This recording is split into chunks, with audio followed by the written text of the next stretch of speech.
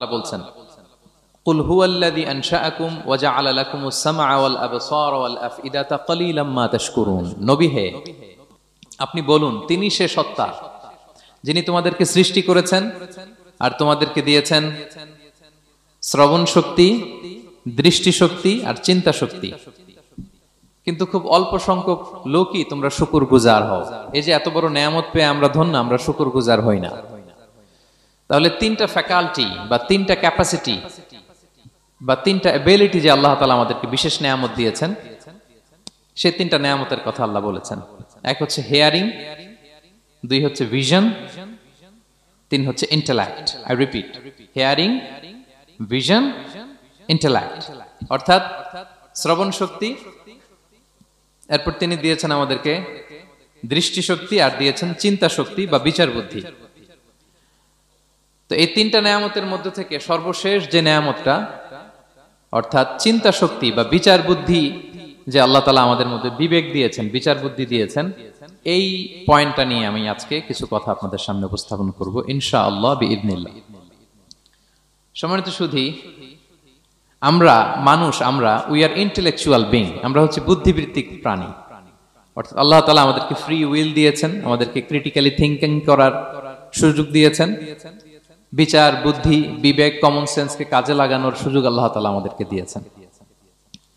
এবং এজন্যই আল্লাহ তাআলা আমাদেরকে আশরাফুল মাখলুকাত বানিয়েছেন। আমাদের ফ্রি থিঙ্কিং করার সুযোগ আছে, আমাদের ইন্টেলেক্ট আছে, আমাদের ইন্টেলিজেন্স আছে, আমরা আমাদের সিদ্ধান্তগুলো নিজের মন মতো করে নিতে পারি। এজন্য আমরা হচ্ছে আশরাফুল মাখলুকাত। এজন্য আল্লাহ তাআলা ফেরেশতাদেরকে অর্ডার করেছেন যাতে তারা আমাদেরকে সেজদা দেয়। সুবহানাল্লাহ। এই সেজদাটা আবার ইবাদতের সেজদা ছিল না, এটা ছিল অনারারি সাজদা, সম্মানসূচক সাজদা। ইবাদতের সেজদায় লুটিয়ে পড়া যায় একজনের সামনে। আওয়াজ করে বলুন তো, তিনি কে? তো ফেরেশতারা যে সেজদাটা আমাদেরকে দিয়েছিল, এটা ছিল অনারারি সাজদা, সম্মানসূচক সাজদা। তো এই বিচার বুদ্ধি বিবেক বুদ্ধি এগুলোই আমাদেরকে পশু থেকে আলাদা করেছে। পশুর কিন্তু এই ইন্টেলেক্ট নাই, বিচার বুদ্ধির ক্ষমতাটা তাদের নাই, এজন্য পশু থেকে আমরা আলাদা। এবং চিন্তা আর বিবেককে খাটানোর জন্য আল্লাহ তাআলা মহামূল্যবান একটা অঙ্গ আল্লাহ তাআলা আমাদেরকে দিয়েছেন, সেটা হচ্ছে ব্রেইন, আমাদের মস্তিষ্ক। এটাকে কাজে লাগিয়ে, কমন সেন্স কাজে লাগিয়ে আমরা পৃথিবীতে সভ্যতার পর সভ্যতা নির্মাণ করেছি। পৃথিবীতে মানুষ ছাড়া অন্য কোনো প্রাণী কি এটা করতে পেরেছে? এটা মানুষ করেছে, কারণ আল্লাহ তাআলা মানুষকে এই চিন্তা শক্তি দিয়েছেন, বিচার বুদ্ধি দিয়েছেন এবং সফিস্টিকেটেড একটা ব্রেন দিয়েছেন। এটা কাজে লাগিয়ে আমরা অনেক বড় কাজ করে ফেলতে পারি।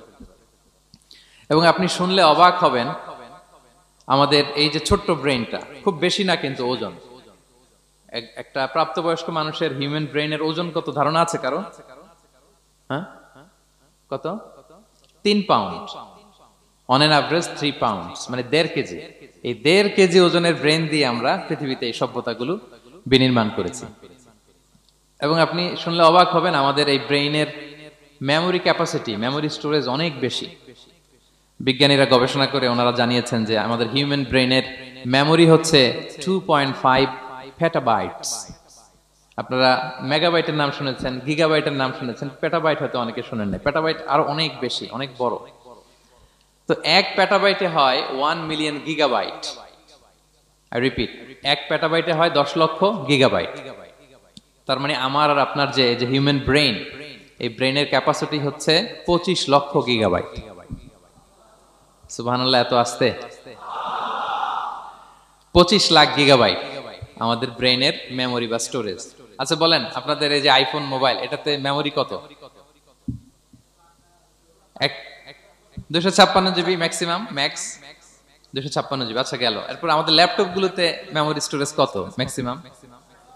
সাধারণত 500 জিবি, যারা খুব বেশি নেয় হয়তো 1000 জিবি, 1 টেরাবাইট, তাই না? এই তো। তাহলে আমাদের ল্যাপটপ গুলোর মেমোরি স্টোরেজ হচ্ছে 1000 গিগাবাইট। তাতে সারা দুনিয়াটাই যেন এটার ভিতরে ঢুকিয়ে রাখা যায়, ঠিক কিনা? কিন্তু আল্লাহ তাআলা আমাদেরকে যে দয়া করে ব্রেইন দিয়েছেন, এটার মেমোরি ক্যাপাসিটি হচ্ছে 25 লক্ষ গিগাবাইট। আল্লাহু আকবার। এবং আপনি শুনলে অবাক হবেন, এই ব্রেনের ভিতরে আল্লাহ তাআলা অনেক নিউরন দিয়েছেন, মানে স্নায়ু কোষ, যে নিউরনগুলো ব্রেনের মেসেজগুলো, ইনফরমেশনগুলোকে ট্রান্সমিট করে। আমাদের ব্রেইনে এই স্নায়ু কোষের সংখ্যা বা নিউরনের সংখ্যা মোর দেন 100 বিলিয়নস। মানে 10,000 কোটিরও বেশি। তো আমরা যত বেশি চিন্তা করি, যত বেশি ব্রেইন খাটাই, আমাদের এই স্নায়ু কোষগুলোর মধ্যে সংযোগায়ন বাড়ে, মানে নিউরন কানেক্টিভিটি বাড়ে। এই ব্যাপারে পৃথিবীতে সবচেয়ে বড় স্পেশালিস্ট হচ্ছে ডক্টর হার্বার্ট বানসন, হার্ভার্ড ইউনিভার্সিটির একজন অ্যাসোসিয়েট প্রফেসর। তো তাকে জিজ্ঞেস করা হয়েছিল মানুষের এই নিউরন কানেক্টিভিটি সর্বোচ্চ কত হতে পারে, একজন মানুষ যত চিন্তা করুক, যত ব্রেন খাটাক, কত হতে পারে। তো সে গবেষণা করে বলেছিল 25-এর ডান দিকে 30টা শূন্য বসালে যত হতে পারে একটা মানুষের মাথার স্নায়ুগুলোর সংযোগায়ন বা নিউরন কানেক্টিভিটি ঠিক তত হতে পারে। 25-এর ডান দিকে কয়টা শূন্য? 30টা। এটা আমি কি দিয়ে বলবো? হ্যাঁ, মিলিয়ন, বিলিয়ন, ট্রিলিয়ন, জিলিয়ন, ফিলিয়ন, অক্ট্রিলিয়ন সব ছাড়িয়ে যাবে। আচ্ছা, সংখ্যাটা কত বড় আমি একটু উদাহরণ দিয়ে বলি। আমরা যে কম্পিউটারের দোকানে গেলে প্রিন্টিং করি না, A4 সাইজের কাগজ আছে না? একটা হিউম্যান ব্রেইনে যত পরিমাণ নিউরন কানেক্টিভিটি হতে পারে, তত পরিমাণ সাদা কাগজ যদি আপনাকে দেয়া হয়, A4 সাইজের সাদা কাগজ দিয়ে যদি বলা হয় যেটা টেবিলের উপর রাখেন, ইন্টারন্যাশনাল ইয়ুথ সেন্টারের এই টেবিলের উপর এই কাগজগুলো রাখেন, আপনি কাগজগুলো রাখতে শুরু করবেন। কাগজের স্তূপ উঁচু হতে হতে হতে হতে এই টাওয়ার ছাড়িয়ে, আকাশ ছাড়িয়ে, বাতাস ছাড়িয়ে, মহাকাশ স্টেশন ছাড়িয়ে, নাসার বিজ্ঞানীদের নাগালে আসা প্রথম আকাশের যত দূর বিজ্ঞান যেতে পেরেছে, এই যে জেমস ওয়েব টেলিস্কোপ 34 কোটি বছর আগের ছবি, স্থির চিত্র আমাদেরকে পাঠিয়েছে, যত দূর মানুষের নাগালে এসেছে, কাগজের স্তূপ এরকম উঁচু হতেই থাকবে, তারপরেও অনেক কাগজ আপনার হাতে থেকে যাবে। তার মানে কি পরিমাণে নিউরন কানেক্টিভিটি আমাদের ব্রেইনে সম্ভব। তো এখন দ্য কোশ্চেন রাইজেস, প্রশ্ন হচ্ছে আমরা আমাদের ব্রেইনকে ওইভাবে খাটাই কিনা, ব্রেইনটাকে কাজে লাগাই কিনা। আমাদের যে অভাবনীয় চিন্তা শক্তি, আনলিমিটেড চিন্তা শক্তি দিয়ে যে আল্লাহ তাআলা আমাদেরকে সৃষ্টি করেছেন, এটার কতটুকু আমরা ব্যবহার করি, আমাদের এই সফিস্টিকেটেড যে ব্রেইন আল্লাহ দিয়েছেন এটা ব্যবহার করি কিনা, দিস ইজ দ্য কোশ্চেন। তো সম্মানিত শুধু আল কোরআন আল কারিমের পরতে পরতে আল্লাহ তাআলা আমাদেরকে মাথা খাটাতে বলেছেন, আমাদের চিন্তার দিগন্তকে প্রসারিত করতে বলেছেন, কিন্তু আমরা মাথা খাটাতে চাই না। আমরা যেন চিন্তাশীল হয়ে উঠি, আমরা যেন ব্রেইন খাটাই। অনেক আয়াত আপনি পাবেন, দুই একটি আয়াত আপনাদের সামনে আমি উপস্থাপন করবে আজকের আলোচনার ইতি টানবো ইনশাআল্লাহ বিইজনিল্লাহ। আমরা যেন মাথা খাটাই, আমরা যেন চিন্তা করি, এটা বোঝাতে যে আল্লাহ তাআলা বেসিক্যালি কোরআনে 4টা শব্দ ব্যবহার করেছেন। 4টা, একটু ক্লাসের মতো মনে করেন, তাহলে মনে থাকবে, কিছু শিখে গেলাম। প্রথম শব্দ হচ্ছে আন-নাযার, আন-নাযার। 2 নম্বর হচ্ছে আল-আক, 3 নম্বর হচ্ছে আত-তাফাক্কুর, 4 নম্বর হচ্ছে আত-তাদাব্বুর। আই রিপিট, আবার বলি, আন-নাযার, আল-আক, আত-তাফাক্কুর, আত-তাদাব্বুর। আন-নাযার, আল-আক, আত-তাফাক্কুর, আত-তাদাব্বুর। বলতে পারবেন 4টা? 1 নম্বরে কি? আন-নাযার, 2 নম্বরে আল-আক, 3 নম্বরে আত-তাফাক্কুর, 4 নম্বরে আত-তাদাব্বুর। এই 4টা শব্দ নিয়ে সংক্ষিপ্ত কিছু আলোকপাত করবো ইনশাআল্লাহ বিইজনিল্লাহ। আন-নাযার শব্দটা আপনাদের পরিচিত, একটু ভেঙে বললে বুঝতে পারবেন। আমরা বলি না এই যে নজর দিস না, এই যে নজর লাগবে, বলি না নজর দেয়া। নজর মানে হচ্ছে তাকানো, তবে সাধারণ তাকানো না, careful look, with deep observation and reflection. এটাকে কোরআন বলেছে আন-নাযার। এটার প্রতি কোরআন আমাদেরকে উৎসাহিত করেছে। পাশাপাশি 2 নাম্বার কি বলছিলাম নজরের পরে? অ্যাটলিস্ট একজন তো বলতে হবে। আল-আক, আল-আক, এটাও আপনারা অর্থ জানেন। আমরা বলি না আকল, হ্যাঁ, কিরে তোর কি আকল নাই, তুই কি ব্যাকেল, বলি না আমরা এরকম? ব্যাকেল মানে যার আকল নেই। তো এই যে আকল, আকল থাকা বা আকল খাটানো বা কমন সেন্সকে খাটানো, রিজনিং করা, কোরআন এটার ব্যাপারে উৎসাহিত করেছে। 3 নম্বরে কি বলেছিলাম? হ্যাঁ, আত-তাফাক্কুর। এই যে ইউআই এর স্টুডেন্ট পাওয়া গেছে তো, ওনারা বলতে পারতেছে আত-তাফাক্কুর। আত-তাফাক্কুর শব্দটা আসছে ফিকির থেকে, ফিকরা, ফিকির। ফিকির তো বোঝেন নাকি? আমরা বলি না যে ফিকির করতে হবে? তো আত-তাফাক্কুর মানে ক্রিটিক্যাল থিংকিং, বিশ্লেষণধর্মী চিন্তা করা। আর সর্বশেষ হচ্ছে আত-তাদাব্বুর।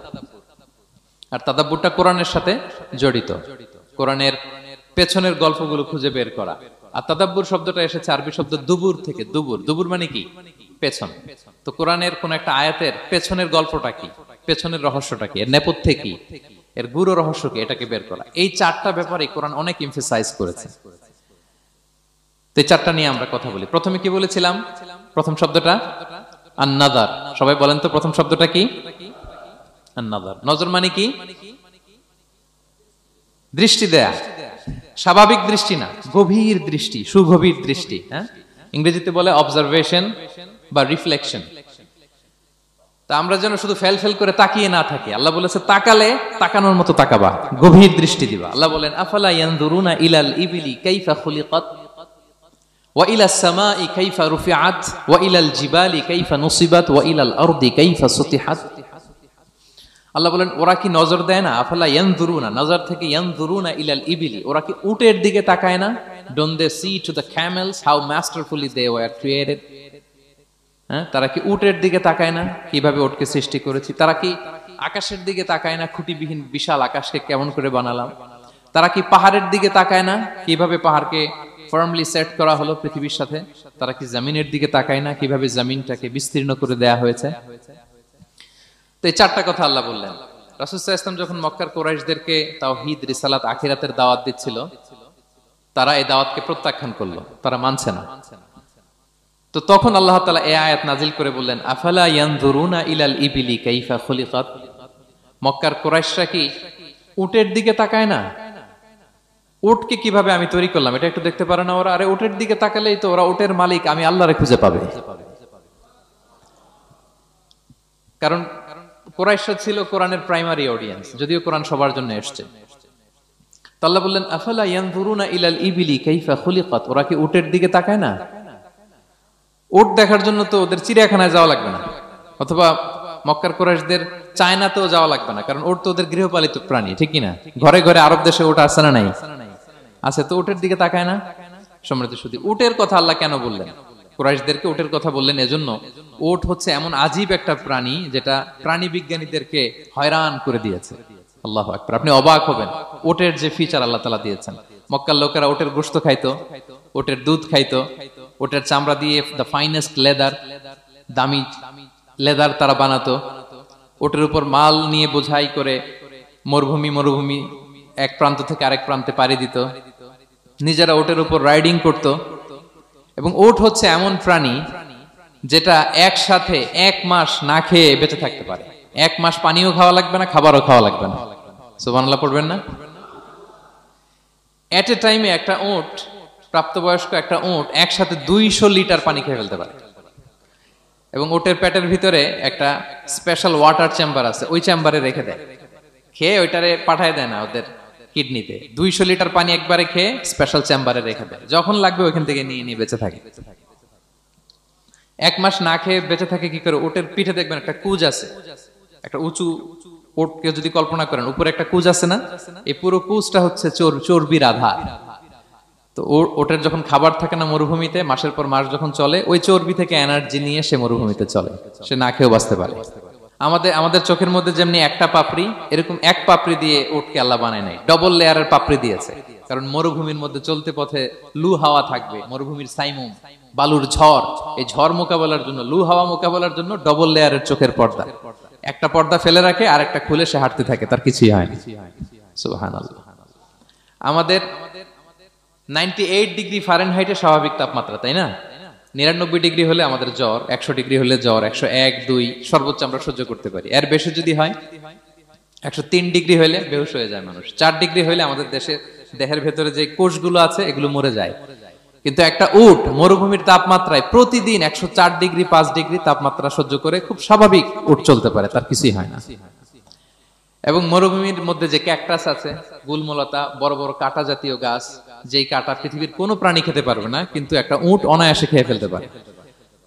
উটের জিহ্বাকে এবং পাকস্থলীকে আল্লাহ এমন স্পেশালি মেড করেছেন, যত কাঁটা দিবেন খেয়ে সাবার ওর কিছুই হয় না। সুবহানাল্লাহি বিহামদিহি।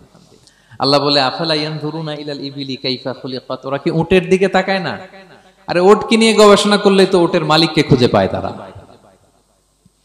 এরপর বললেন ওয়া ইলাস সামাই কাইফা রুফিআত, ওরা কি আকাশের দিকে তাকায় না কিভাবে খুঁটি ছাড়া আকাশকে আমি বানিয়েছি? আপনারা যখন বিমানে চড়েন তখন কি শুধু ভিডিও করতে থাকেন নাকি? মেঘের ভিডিও, আকাশের ভিডিও, তখন তাকাবেন আকাশের দিকে। সুবহানাল্লাহ, কিভাবে আল্লাহ আকাশকে তৈরি করেছেন।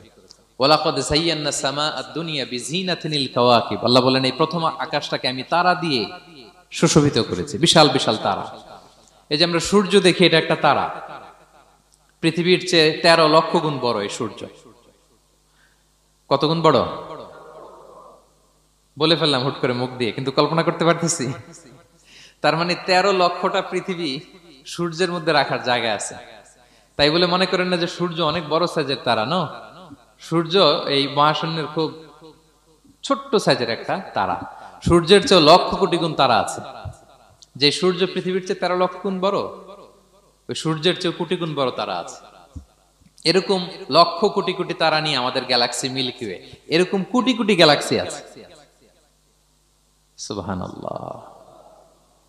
কোটি কোটি গ্যালাক্সি নিয়ে আমাদের এই প্রথম আকাশের মহাশূন্য। তার মানে পুরো প্রথম আকাশটাকে যদি একটা মানচিত্র দেয়া হয়, ওইখানে মাইক্রোস্কোপ দিয়ে পৃথিবীকে খুঁজে পাওয়া যাবে না। আই রিপিট, পুরো প্রথম আকাশটাকে যদি একটা বড় মানচিত্র বানানো হয়, আমরা যে পৃথিবীতে আছি মাইক্রোস্কোপ দিয়েও এটাকে খুঁজে পাওয়া যাবে না। এই বিশাল প্রথম আকাশের মহাশূন্য যখন শেষ, এরপরে হচ্ছে প্রথম আকাশের লেয়ার, তারপরে হচ্ছে দ্বিতীয় আকাশের মহাশূন্য, তারপরে দ্বিতীয় আকাশের লেয়ার। বিষ্ণু ইসলাম বলেন, দ্বিতীয় আকাশের তুলনায় প্রথম আকাশটা কত ছোট শোনো।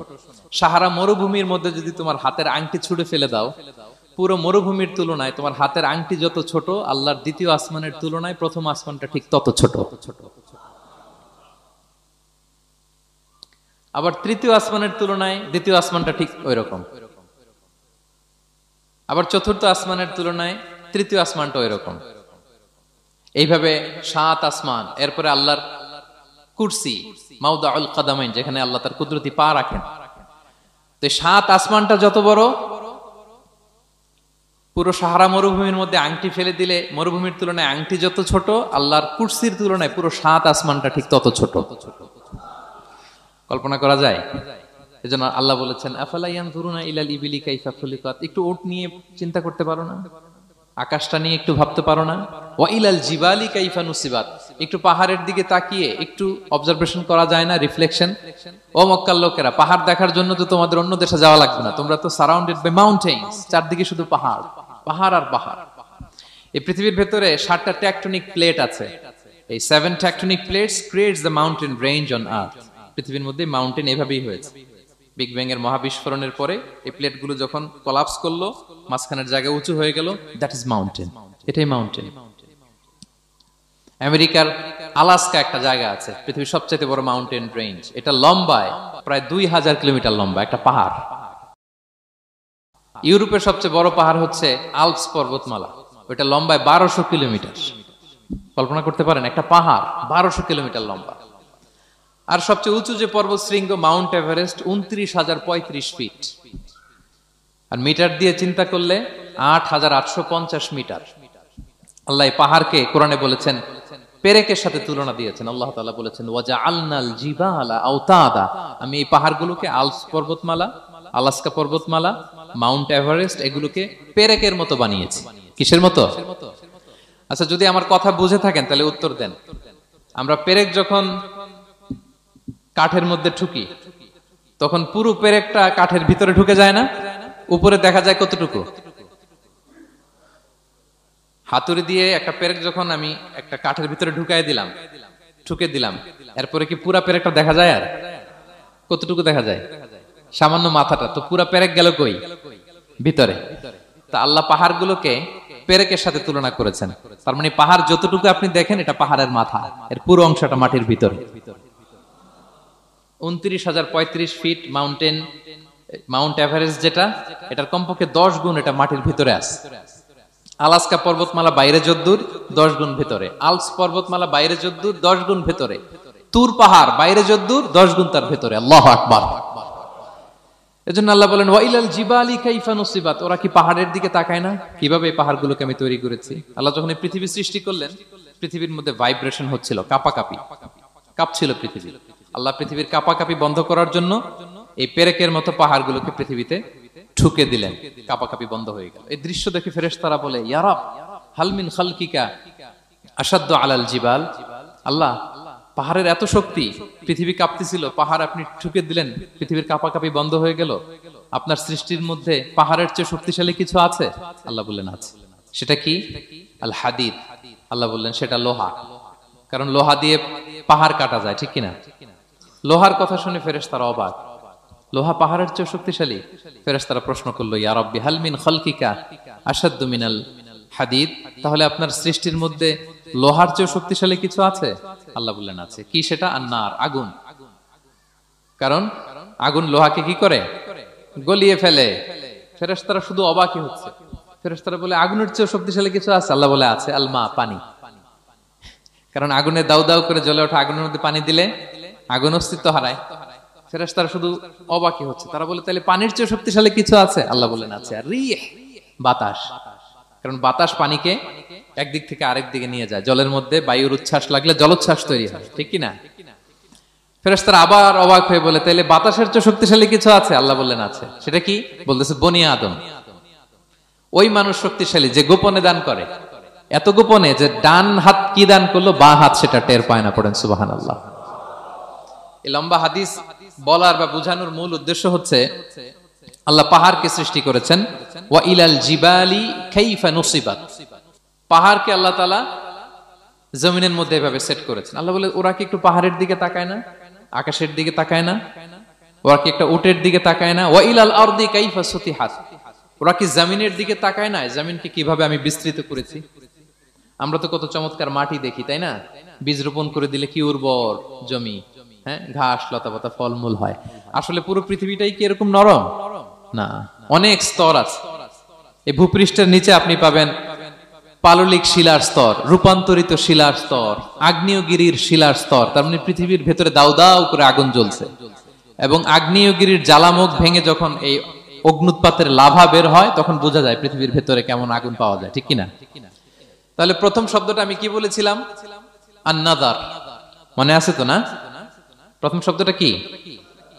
আল্লাহ বলে তারা কি নজর করে দেখে না কিভাবে আকাশ বানালাম, উট সৃষ্টি করলাম, কিভাবে জমিন বানালাম, কিভাবে পাহাড় বানালাম? তাহলে এই যে নজর বা অবজারভেশন, রিফ্লেকশন, এটার প্রতি আল্লাহ তাআলা আমাদেরকে উৎসাহিত করেছে। প্রথম পয়েন্ট ক্লিয়ার। মোট পয়েন্ট আলোচনা করব 4টা, বলেন তো কয়টা? একটা ক্লিয়ার। 2 নাম্বার কি ছিল দেখি কার মনে আছে কিনা? আল আকল, রাইট, কমন সেন্স, রিজনিং। আমরা যেন আমাদের কমন সেন্স খাটাই, কোরআনের পরতে পরতে আল্লাহ তাআলা আমাদেরকে উৎসাহিত করেছেন। এবং ইন্টারেস্টিংলি জাহান্নামীরা যখন জাহান্নামে যাবে তারা কি বলবে জানেন? সূরা মুলকে এসেছে, তারা বলবে ওয়াকালু লাউ কুননা নাসমাউ আও নাআকিলু মা কুননা ফি আসহাবিস সাঈর। তারা বলবে হায় রে, নবীদের কথা যদি মানতাম আর যদি একটু কমন সেন্স খাটাইতাম তাহলে তো জাহান্নামে আসা লাগতো না। ওই দিনের এই আফসোসে কোনো কাজ হবে? প্রিয় ভাইরা, ওই দিন যত আফসোস করেন কোনো কাজ হবে? তাহলে জাহান্নামীরাও আফসোস করবে, হায় রে একটু যদি আকল খাটাইতাম তাইলে আজকে আর জাহান্নামের আগুনে পোড়া লাগে না। নবীদের কথা যদি শুনতাম আর যদি আকল খাটাতাম, কি খাটাতাম? তাইলে আজকের এই কঠিন অবস্থা আমাদের পড়া লাগতো না। কোরআনের বিভিন্ন আয়াত আল্লাহ তাআলা আমাদেরকে বলেছেন আফালা তাআকিলুন, তোমরা কি আকল খাটাবা না?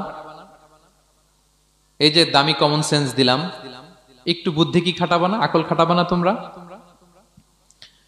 এবং কোরআনের একটি আয়াতে আল্লাহ তাআলা বিভিন্ন কসমিক সিম্বলস, ন্যাচারাল ফেনোমেনা, এগুলো উল্লেখ করে সবশেষে তিনি বলেছেন লা আয়াতিন লিকাউমি ইয়াকিলুন, নিশ্চয়ই এগুলোর মধ্যে নিদর্শন রয়েছে, সাইন রয়েছে। কাদের জন্য? লিকাউমি ইয়াকিলুন, যারা আকলবান, যারা কমন সেন্স খাটায়।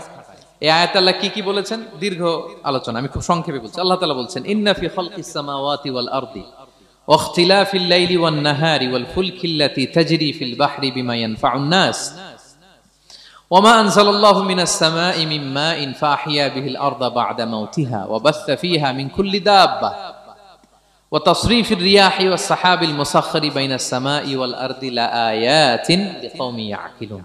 সবগুলো বলে আল্লাহ বললেন এগুলোর মধ্যে নিদর্শন আছে তাদের জন্য যারা কমন সেন্স খাটায়। কি বললেন আল্লাহ? আল্লাহ বললেন আকাশ জমিনের সৃষ্টির মধ্যে, দিবারাত্রির পরিবর্তনের মধ্যে, এই যে 24 ঘন্টার 12 ঘন্টা দিন, 12 ঘন্টা রাত, আর নিগতির কারণে এই যে দিবারাত্রি আমরা পাই, এই পৃথিবীটা তার অরবিটে কক্ষে যেমনি ঘুরে, আবার পৃথিবীটা তার অক্ষেও ঘুরে। যে আপনারা যারা ক্রিকেট খেলছেন এরকম স্পিন বল করেন না? হ্যাঁ, কমন পড়ছে? স্পিন বল করলে বলটা কিভাবে যায় বলেন তো? ঘুরতে ঘুরতে যায়। তো পৃথিবী যখন সূর্যের চারদিকে কক্ষে ঘুরে, ওই ঘোরার মুহূর্তে সে নিজে স্পিনিং হইতে থাকে, ঘুরতে থাকে। ওই স্পিন হইতে তার এক পিঠ থেকে আরেক পিঠে ঘুরতে তার 24 ঘন্টা সময় লেগে যায়। ওইটার কারণে দিবারাত্রি হয়। 12 ঘন্টায় আমরা দিন পাই, 12 ঘন্টায় আমরা রাত পাই। আল্লাহ বলেন এই দিবারাত্রির পরিবর্তনের মধ্যে নিদর্শন আছে। তারপরে সাগরে যে ভেসে বেড়ায় বড় বড় নৌযান, জলযান, আপনারা দেখেছেন কিনা জানি না, এই যে icon of the ocean, Titanic জাহাজের চেয়ে 10 গুণ বড় জাহাজ, আমি দেখে এসেছি পশ্চিমা দেশগুলোতে। এত বিশাল বড় জাহাজ, এটা সামনে দাঁড়ালে এটার দৈত্যের মতো মনে হয়। মালয়েশিয়াতে তো অনেক কন্ডোমোনিয়ামস, 10-15টা কন্ডোমোনিয়ামস একসাথে জোড়া লাগালে এটা যত বড়, ওই ক্রুজগুলো, জাহাজগুলো এত বড়। এক একটা জাহাজের ভেতরে 3000-4000 হোটেল রুম আছে, 8-10টা রেস্টুরেন্ট আছে, ফুটবল স্টেডিয়াম আছে, থিম পার্ক আছে, বিশাল একটা এন্টায়ার সিটি। এই বিশাল ক্রুজগুলো, icon of the sea, Virgin voice, Royal Caribbean, এগুলো সাগরের উপর দিয়ে ভেসে বেড়ায়। আল্লাহ বলে, বল ফুল কিল্লাতি তাজরি ফিল বাহরি বিমা ইয়ানফাউন নাস, সাগরের উপরে বিশাল বড় বড় ক্রুজগুলো ভেসে বেড়ায়, এর মধ্যে নিদর্শন আছে। এরপর আল্লাহ বললেন, আমি পানি থেকে সব প্রাণী তৈরি করেছি। ওয়াজআলনা মিনাল মাই কুল্লা শাইইন হাই, সব প্রাণ এসেছে পানি থেকে। বিজ্ঞান এটাকে কনফার্ম করেছে। তারা বলেছে পৃথিবীর সর্বপ্রথম এককোষী প্রাণীর নাম হচ্ছে অ্যামিবা। অ্যামিবা এসছে, জুপ্লাঙ্কটন, ফাইটোপ্লাঙ্কটন, ব্যাকটেরিয়া প্লাঙ্কটন, এভাবে স্পিসিসগুলো ডেভেলপ করেছে। আল্লাহ বলে এর মধ্যে নিদর্শন আছে। এরপর আল্লাহ তাআলা বলেছেন মৌসুমী বায়ু, এই যে বায়ুর প্রবাহ, এতে নিদর্শন আছে। আর আকাশ জমিনের মাঝখানে যে মেঘমালাগুলো ভেসে বেড়ায়, এই সবগুলোর ভেতরে নিদর্শন আছে। কাদের জন্য? আল্লাহ বলেন লা আয়াতিন লিকাউমি ইয়াকিলুন, তাদের জন্য যারা আকল খাটায়, যারা কমন সেন্স খাটায়। সুবহানাল্লাহ পড়বেন না?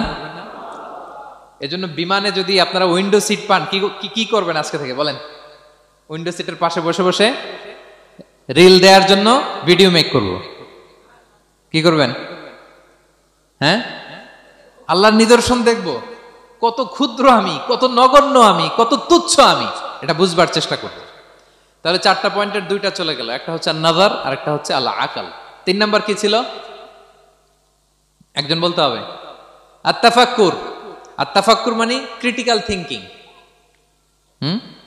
ক্রিটিক্যাল থিংকিং করা। আল্লাহ যে আমাদেরকে ব্রেন দিয়েছেন, এটা দিয়ে ক্রিটিক্যাল থিংকিং করা, ব্রেনটাকে কাজে লাগানো, গড্ডালিকা প্রবাহে ভেসে না বেড়ানো, ব্রেনটাকে আমরা যেন কাজে লাগাই। আত-তাফাক্কুর।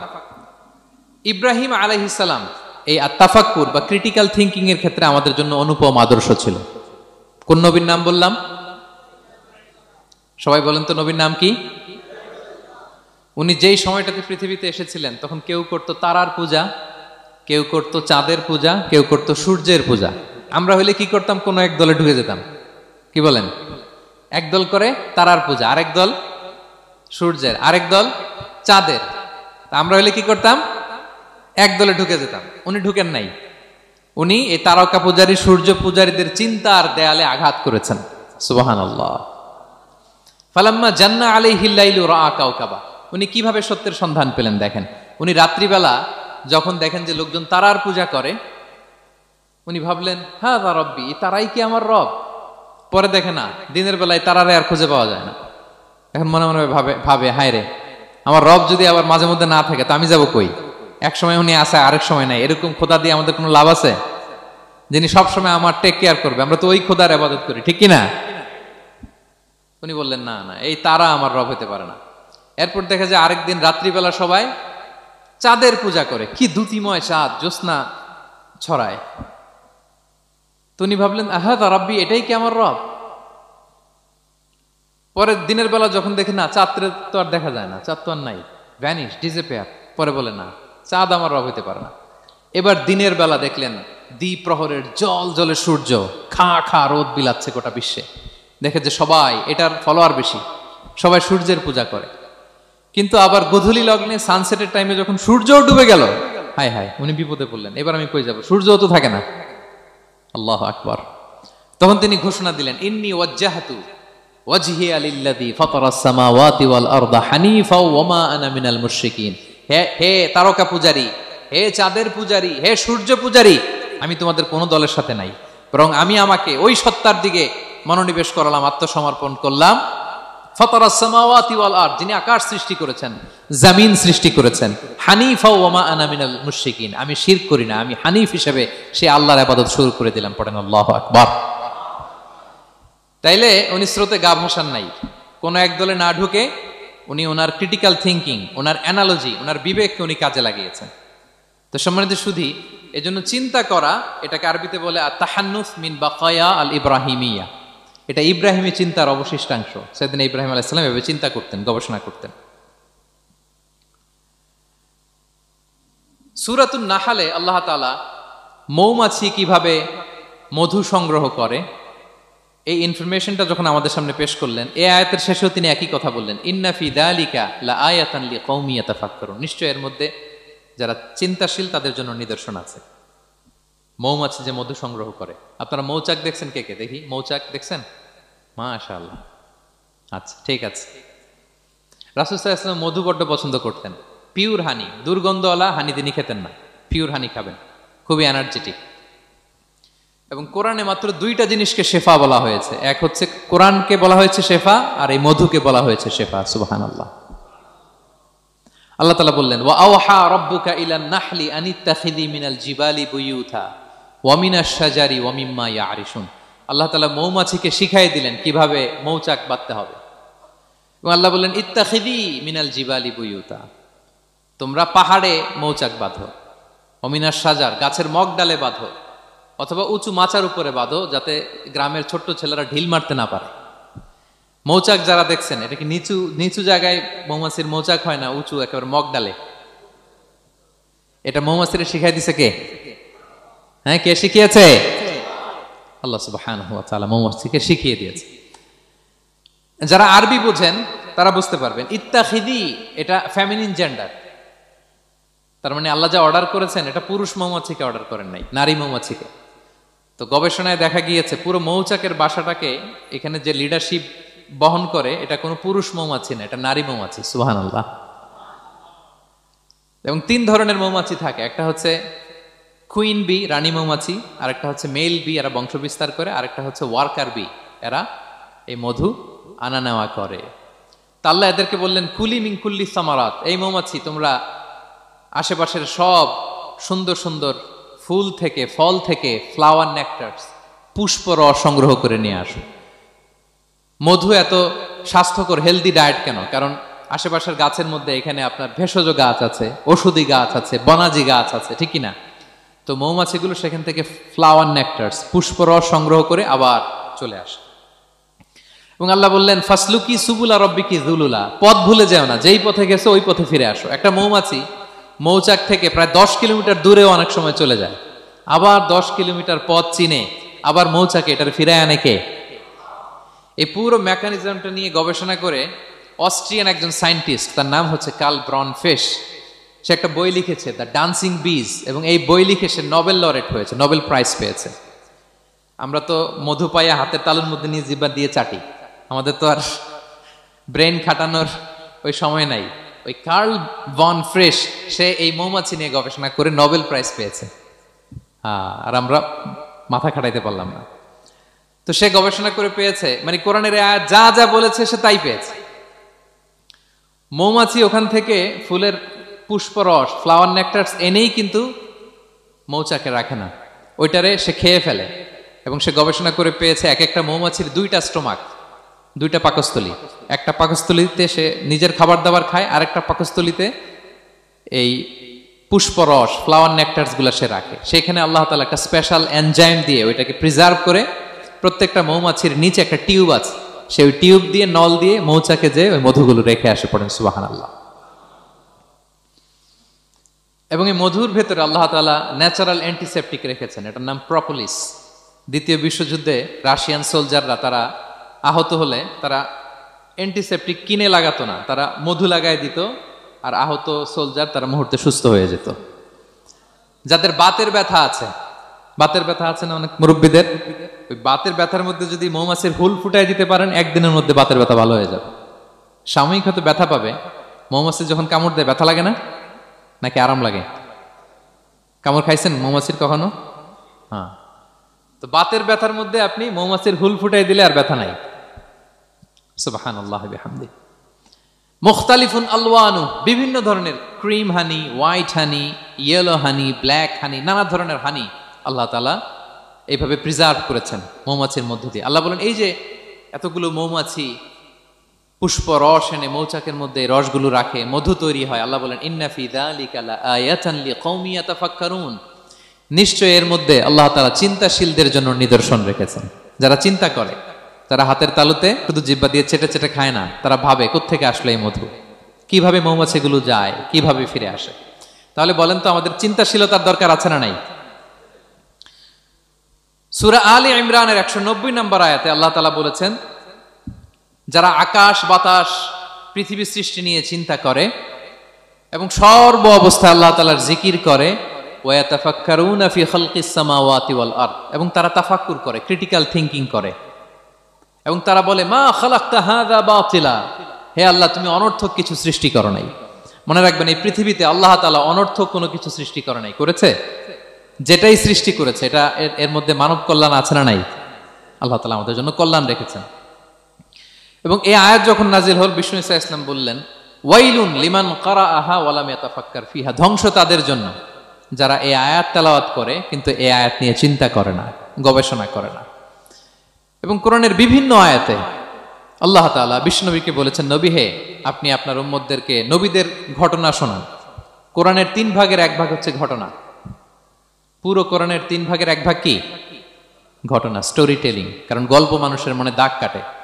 আল্লাহ তাআলা বলেছেন, ফাকুসুসিল কসাসা লাআল্লাহুম ইয়াতাফাক্কারুন, নবী হে আপনি তাদেরকে কিচ্ছা শোনান, ঘটনা শোনান, নবীদের কাহিনী শোনান, লাআল্লাহুম ইয়াতাফাক্কারুন, যাতে করে তারা ক্রিটিক্যাল থিংকিং করে। তারা লূত আলাইহিস সালামের কওমের ঘটনা যখন শুনে যে আল্লাহ তাআলা আপসাইড ডাউন করে দিয়েছিলেন, তারা যখন কওমে আদের ঘটনা শুনে, কওমে সামুদের ঘটনা শুনে, তারা যেন চিন্তাশীল হয়। এবং বিশ্বনবীর সাহাবী আবু দারদা রাদিয়াল্লাহু তাআলা আনহু উনি বলতেন, তাফাক্কুরু সাআতিন খায়রুন মিন কিয়ামি লাইলা, 1 ঘন্টা কেউ যদি আল্লাহর সৃষ্টি নিয়ে চিন্তা করে সেটা সারা রাত তাহাজ্জুদের সালাত অফার করার চেয়ে উত্তম। আমরা অনেকে মনে করি শুধু তাসবিহ পড়াই ইবাদত, জিকির করাই ইবাদত, শুধু কোরআন তেলাওয়াতই মনে হয় ইবাদত, শুধু কিয়ামুল লাইল করাই ইবাদত। কিন্তু বিশ্বনবীর সাহাবী যিনি ইসলাম আমাদের চেয়ে ঢের বেশি বুঝেছেন, তিনি বলেন আল্লাহর এই সৃষ্টি শৈলী, এই সৃষ্টি নৈপুণ্য নিয়ে 1 ঘন্টা চিন্তা করা, ক্রিটিক্যাল থিংকিং করা, সারা রাত নফল তাহাজ্জুদের চেয়েও সেরা। এবার বলেন আমাদের চিন্তা করার দরকার আছে না নাই? ব্রেনটা খাটাবেন তো? এই যে যারা কনভার্টেড মুসলিম হয় এরা কিন্তু অনেক চিন্তা ফিকির করে, নিজের সাথে নিজে বোঝাপড়া করে, ক্রিটিক্যাল থিংকিং করে, তাদের অ্যানালজি কাজে লাগিয়ে, আল্লাহর দেয়া ব্রেনকে কাজে লাগিয়ে এরপরে শাহাদা পাঠ করে, এমনি এমনি না। এই যে কিছুদিন আগে আমেরিকান এক পপ স্টার কালেমা পড়ছে না? আপনি জানেন একটা ধর্ম চেঞ্জ করা, একটা ফেইথ চেঞ্জ করা, এটা কত বড় সিদ্ধান্ত? হ্যাঁ, বাপদাদার ধর্ম বয়স 30-40, এতদিন যে ধর্ম মানলাম এটাকে চেঞ্জ করে নতুন ধর্মে কনভার্ট হয়, এটা কত বড় সিদ্ধান্ত? Could you imagine that? It's not a joke. নিজের সাথে নিজের অনেক বোঝাপড়া করতে হয়, তারাই ক্রিটিক্যাল থিংকিং করে। এবং বিষ্ণু ঈসা ইসলাম উনি নবী হওয়ার আগেও এই চিন্তার ইবাদত করতেন। তিনি হেরা গুহায় চলে যেতেন, কাবা থেকে 6 কিলোমিটার উত্তরে, 634 মিটার উঁচু, যা বলে নূরের উপরে একটা কেইভ আছে, গুহা, এটার নাম হচ্ছে গারে হেরা। ওখানে বসে বসে তিনি এই চিন্তা করতেন। তার মানে নবী হওয়ার আগে বিশ্বনবীর ইবাদত ছিল চিন্তার ইবাদত। নবী হিসেবে অ্যাসাইন্ড হওয়ার আগে বিশ্বনবীর ইবাদত কি ছিল বলেন তো? নামাজ পড়া, কোরআন তেলাওয়াত করা।